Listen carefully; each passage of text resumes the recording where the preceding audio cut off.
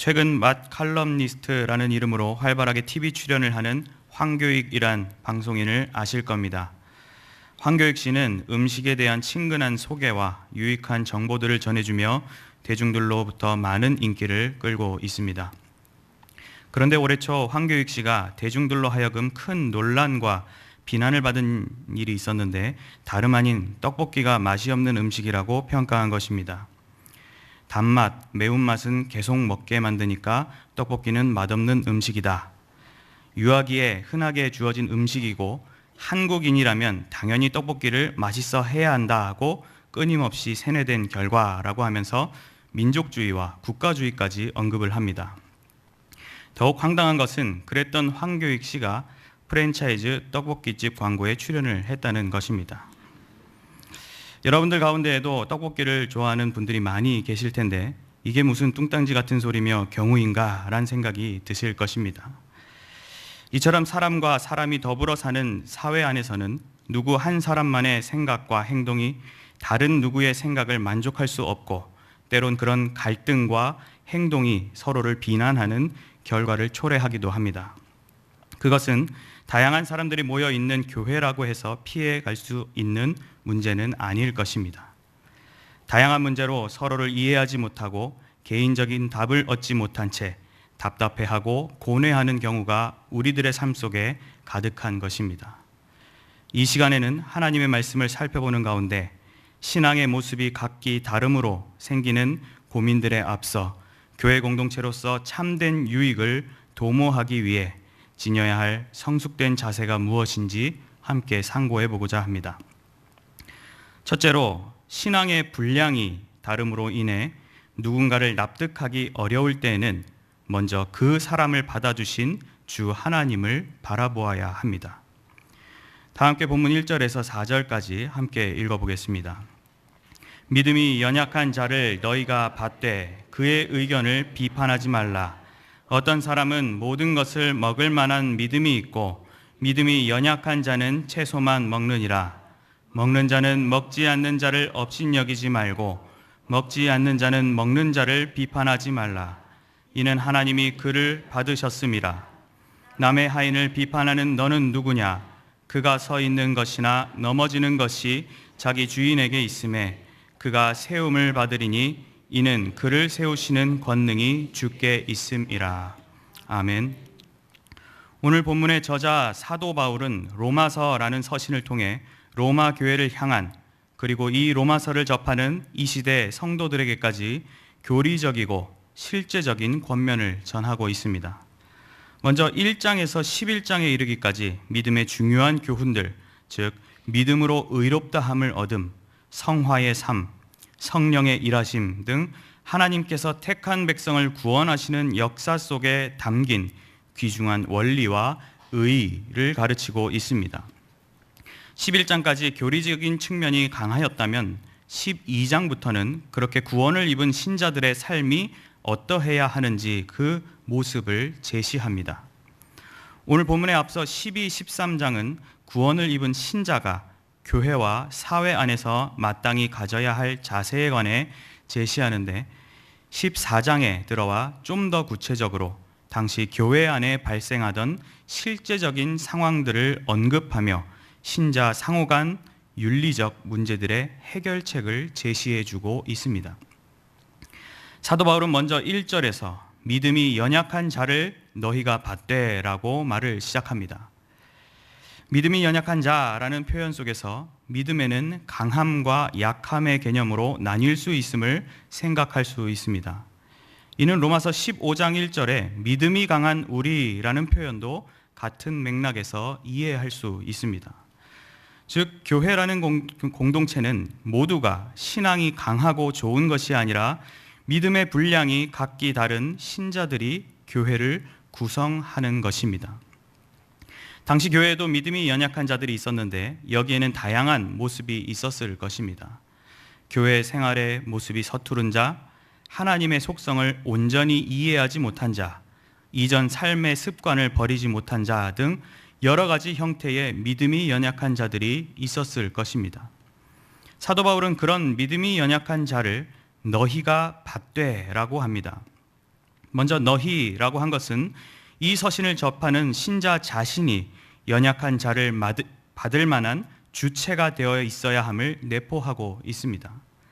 연약한 자들을 받을 너희라는 주체가 만약 존재하지 않거나 도리어 믿음이 약한 자라면 바울은 더 이상 말을 이어갈 수 없을 것이기 때문입니다. 바울은 그런 너희에게 믿음이 연약한 자를 받으라고 합니다.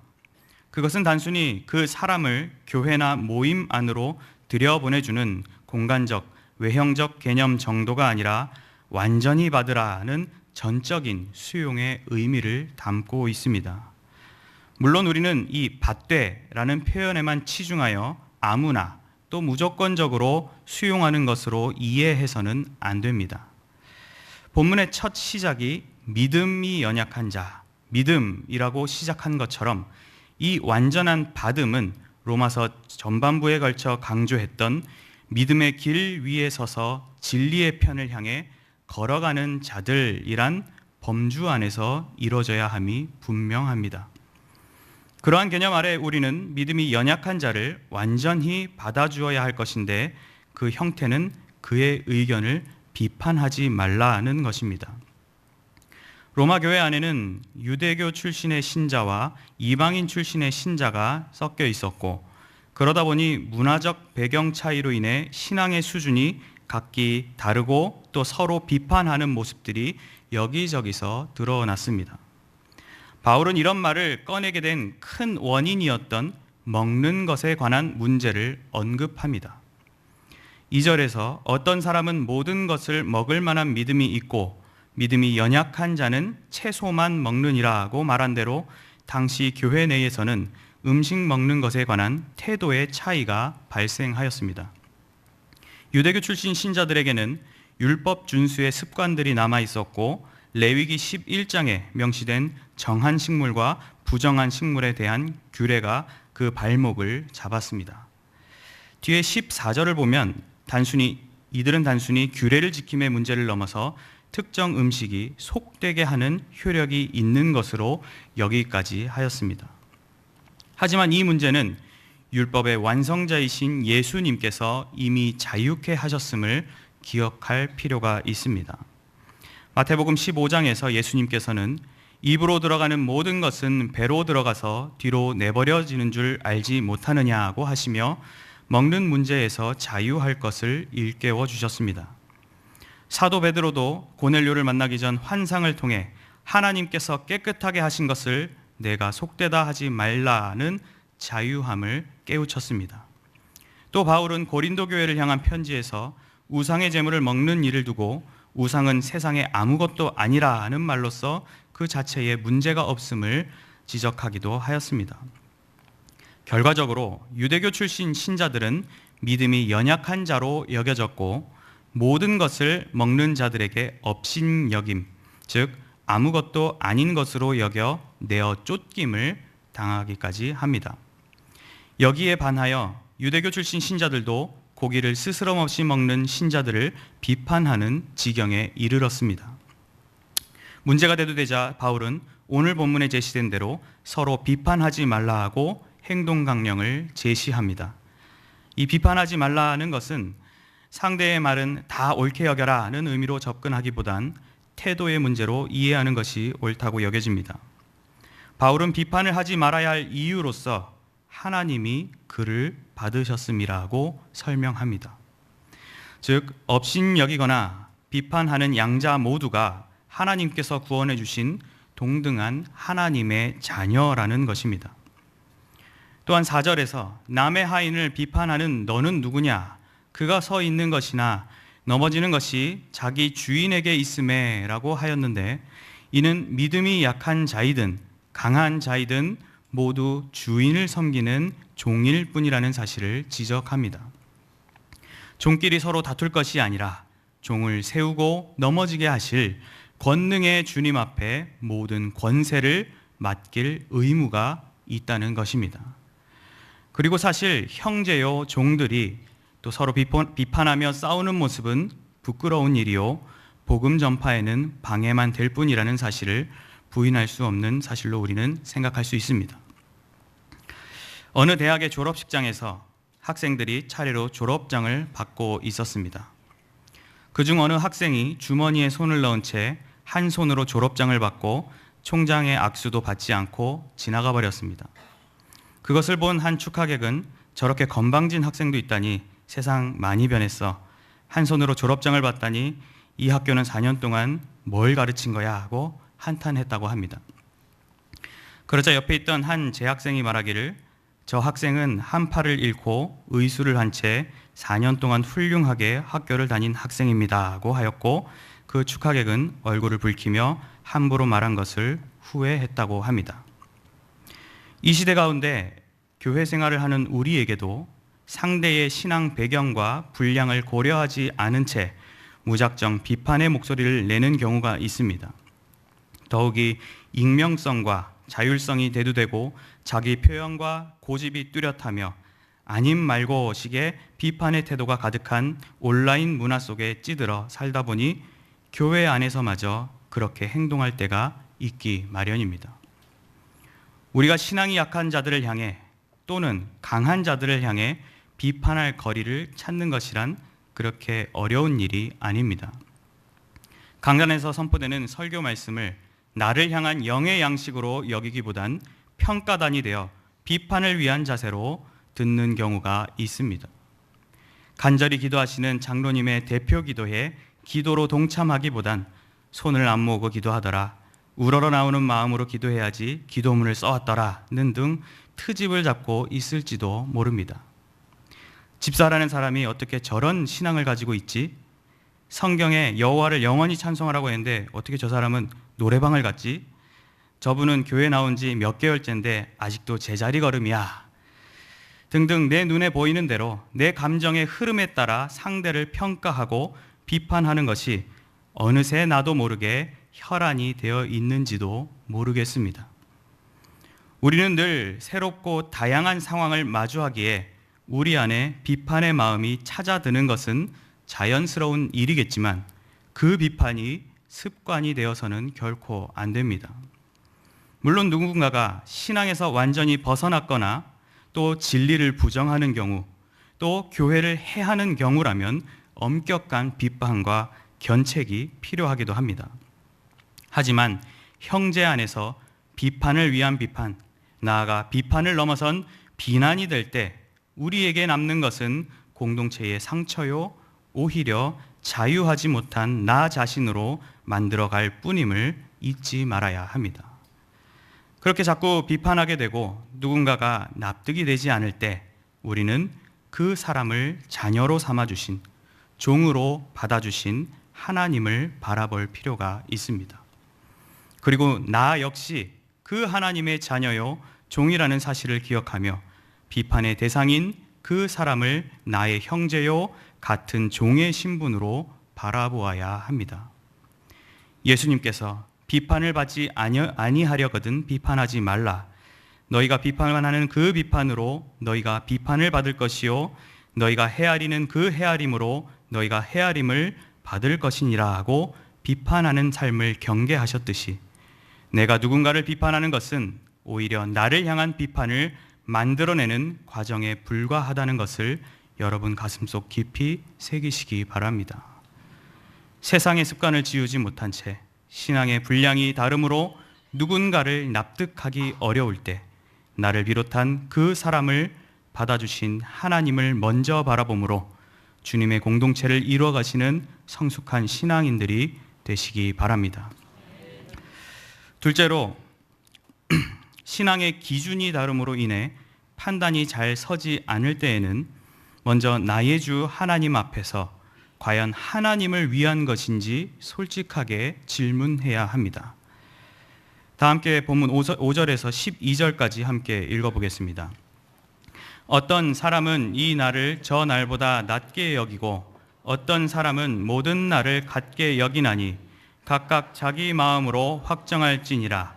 나를 중히 여기는 자도 주를 위하여 중히 여기고 먹는 자도 주를 위하여 먹으니 이는 하나님께 감사하며 먹지 않는 자도 주를 위하여 먹지 아니하며 하나님께 감사하느니라.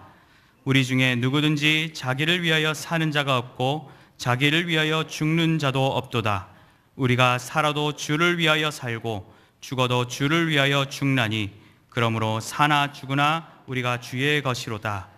이를 위하여 그리스도께서 죽었다가 다시 살아나셨으니 곧 죽은 자와 산 자의 주가 되려 하심이라. 내가 어찌하여 내 형제를 비판하느냐? 어찌하여 내 형제를 업신여기느냐? 우리가 다 하나님의 심판대 앞에 서리라. 기록되었을 때 주께서 이르시되 내가 살았노니 모든 무릎이 내게 꿇을 것이요 모든 혀가 하나님께 자백하리라 했느니라. 이러므로 우리 각 사람이 자기 일을 하나님께 짓고 하리라. 아멘. 당시 로마 교회에서는 먹는 문제 외에 다른 영역에 있어서도 의견의 차이가 있었는데 특정한 날을 중하게 여겨야 하는가에 관한 것이었습니다. 이에 관해 당시 안식일이나 주일을 지키는 문제에 관한 것이라는 견해도 있고 금식 등의 절기를 지키는 날을 의미한다는 견해도 있습니다. 그것이 무엇을 의미하든 당시 유대인들은 율법의 통념 아래 특정한 날에 큰 의미를 부여하는 모습을 보였음을 알 수 있습니다. 그리고 유대인들뿐만 아니라 이방인 출신 신자 중에서도 다른 조상들의 관습과 달력을 따라 그들 나름대로 특수하게 지키는 날들이 있었다고 합니다. 이렇게 특정한 날을 중히 여기는 자들이 있는가 하면 이 부분에서 자유한 어떤 이들은 특정한 날을 중히 여길 것이 아니라 모든 날이 같은 날이라고 주장하기도 하였습니다. 각기 확신하는 기준들을 내세우고 교회 전체가 준수해갈 날의 의미를 부여하려고 한 것입니다. 결국 이런 일로 인해 집단별로 교제를 단절해버리는 사태까지 발생하였다고 합니다. 이렇게 문제가 커지자 바울은 오늘 본문의 표현대로 각각 자기 마음으로 확정할지니라 하는 새로운 답을 내놓습니다. 여기서 확정할지니라는 표현은 원어상으로 확신을 가져라는 의미를 담고 있습니다. 앞서 먹는 문제를 두고 업신여기지 말라, 비판하지 말라 하고 상대방의 그 마음을 받아주는 방식으로 권면했다면 이 문제는 적극적으로 각자의 입장에 자신감을 불어넣어주고 양측의 의견을 옳게 여겨줌을 보게 됩니다.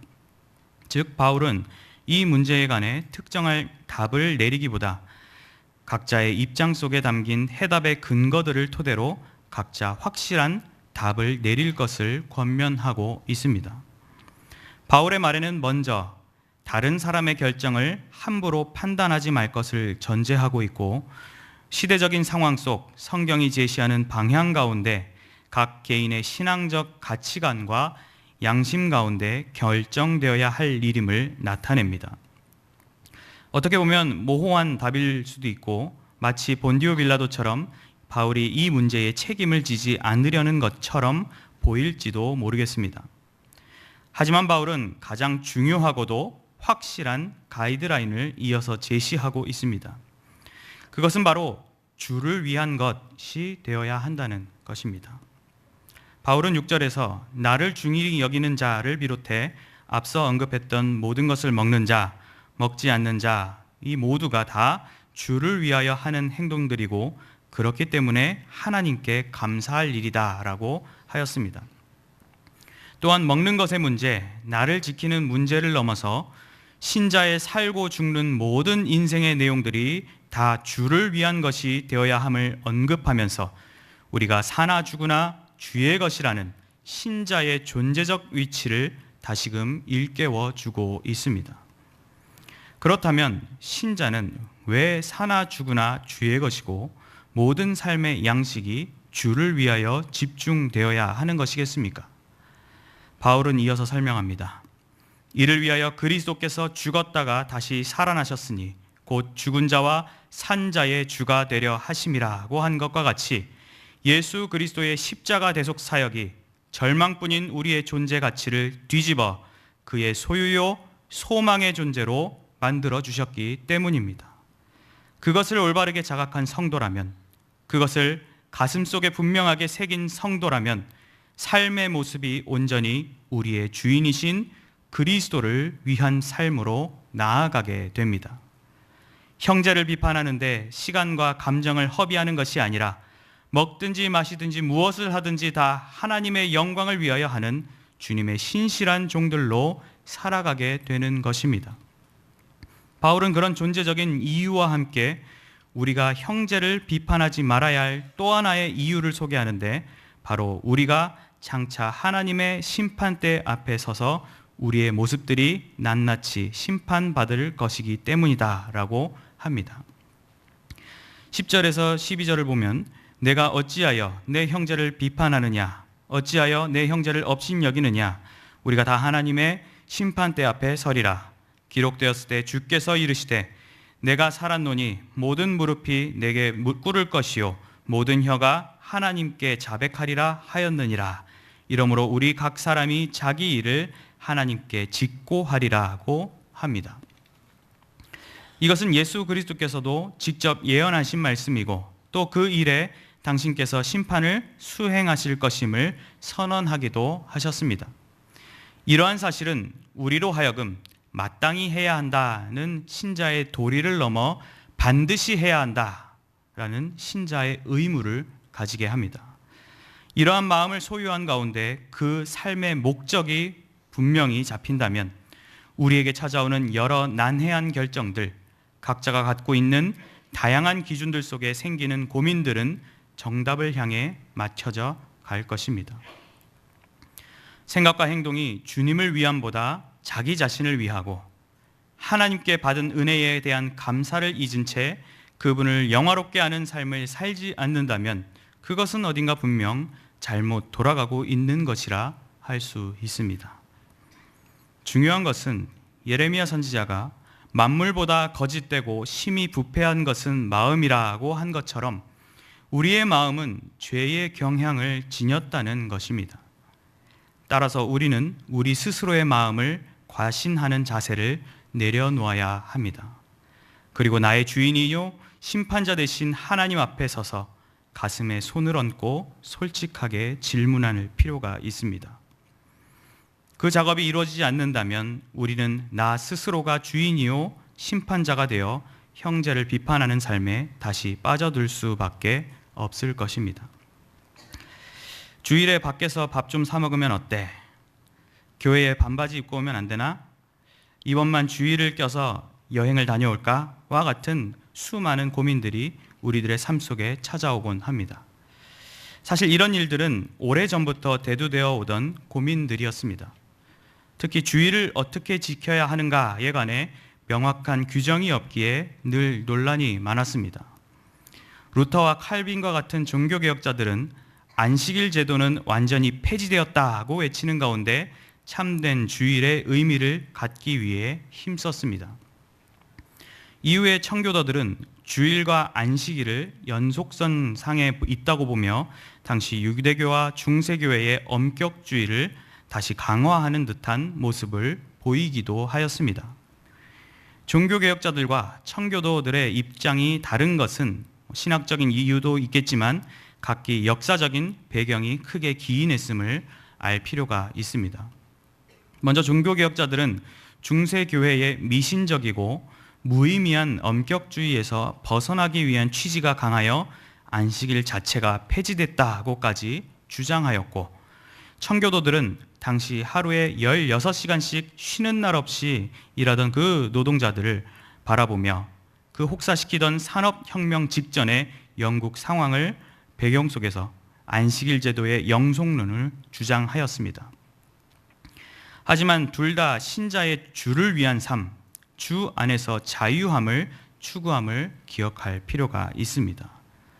지금 그들의 신학을 평가할 것은 아니지만 지금 우리의 삶의 양식에도 이들처럼 현재라는 시대 배경 속 각자의 상황과 기준으로 다른 행동과 주장을 보이는 것을 보게 됩니다.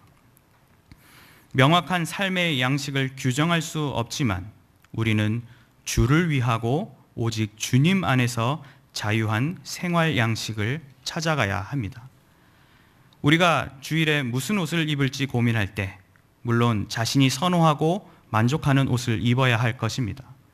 하지만 주일에 내가 교회에 가는 가장 핵심적인 이유인 하나님을 예배하는 기쁨, 하나님을 알아갈 기대감보다 내가 다른 성도에게 어떤 모습으로 비칠까란 모습이 점점 앞서고, 더 나아가 주목받고 돋보이고 싶어하는 마음이 더 커지고, 어느새 그것이 우상시 돼버린다면 다시금 상황을 돌아볼 필요가 있는 것입니다.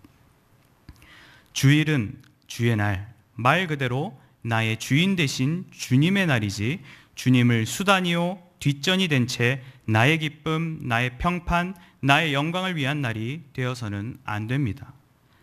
우리는 자유하되 모든 마음과 행동이 주를 위하여 움직이는 범위 안에서 자유해야 할 것입니다. 추가적으로 생각할 것은 고린도전서 8장의 우상 제물 먹는 문제에 관한 교훈에서 바울이 만일 음식이 내 형제를 실족하게 한다면 나는 영원히 고기를 먹지 아니하여 내 형제를 실족하지 않게 하리라고 하였던 것처럼, 우리는 공동체 안에 있는 다른 형제 자매들의 양심을 무겁게 만드는 일이 생기지 않도록 늘 주변의 형제 자매를 돌아보아야 합니다. 즉, 형제를 위하여 우리는 비판거리가 되지 않도록 신경 써야 하고, 또 함부로 비판해서도 안 됩니다. 그 모든 것은 최종적으로 하나님께서 판단하실 것이기 때문입니다. 우리의 고민들을 마치 금지사항으로 가득한 유대교 할라카 규칙들처럼 이것 하지 마라, 저것 하지 마라는 식의 형식적이고 의식적인 형태로는 해결하기 어려울 것입니다. 하지만 그런 혼선 속에서 확실하고도 분명하게 해라 라고 할 수 있는 것인데 바로 주를 위하여 하라는 것입니다. 이 중요한 원리를 기억하시고 범사에 주를 위하여 고민하고 주를 위하여 행해 나가시는 성도님들이 되시기 바랍니다. 습관적이고 즉각적인 비판을 하기에 앞서 하나님 앞에서 주를 위한 것인지 진솔하게 질문하심으로 주님 안에서 자유하시는 성숙한 신앙인들이 되시기 바랍니다. 사랑하는 성도 여러분, 그리고 헌신을 다짐하시는 제52, 53, 54 여전도회 회원 여러분, 하나님께서는 성경에 신자들이 겪는 모든 삶의 상황들을 어떻게 행동해야 한다는 세부적인 매뉴얼을 작성해 놓지 않으셨습니다. 오히려 우리에게 자유의지를 주셨고, 성경에서 언급되지 않은 부분을 판단하고 행동하기 위한 양심이란 신비한 도구를 우리에게 주셨습니다. 물론 이 양심의 더럽혀짐과 그릇된 인식으로 인해 잘못된 삶의 양식과 판단, 그리고 비난이 생겨나 우리 공동체의 삶에는 잡음이 생기기도 합니다. 하지만 이런 일들을 감수케 하면서도 우리를 로봇처럼 살지 않도록 양심적 존재, 자유의 존재로 삼아주신 하나님의 사랑이 놀랍지 않습니까? 만약 우리에게 그런 자유가 없었더라면 우리는 생각과 판단이 필요 없고 갈등과 화해, 교육도 필요 없을 것이며 성도의 거룩해져가는 아름다운 삶을 누릴 수도 없었을 것입니다. 우리는 이러한 삶을 허락하신 하나님께 감사하는 가운데 나를 받아주시며 나의 주인이요 심판자 되시는 하나님께서 원하시는 삶을 살아가야 합니다. 뜨거운 여름, 그 시간을 통과하는 저와 여러분에게 지금이라는 이 시간에도 수 없는 비판거리와 합리화의 유혹들이 스멀스멀 찾아올 것입니다. 신앙의 분량이 다르기에 누군가를 계속 판단하게 되고 또 납득하기 어려울 때 먼저 나와 그 사람을 받아주신 우리 주 하나님을 바라보시기 바랍니다. 신앙의 기준이 다르기에 판단이 잘 서지 않고 합리화를 해나가며 비판의 마음이 들 때 먼저 나의 주요 심판자이신 하나님 앞에 서서 과연 하나님을 위한 것인지 솔직하게 질문해 보시기 바랍니다. 이러한 모습들을 통해 진정한 형제의 사랑을 실현하고 성숙된 교회 공동체로서 참된 유익을 도모함으로 하나님을 기쁘시게 해드리는 이 밤의 성도님들과 헌신을 다짐하시는 제52, 53, 54 여전도의 회원들이 되시기를 바랍니다. 아멘.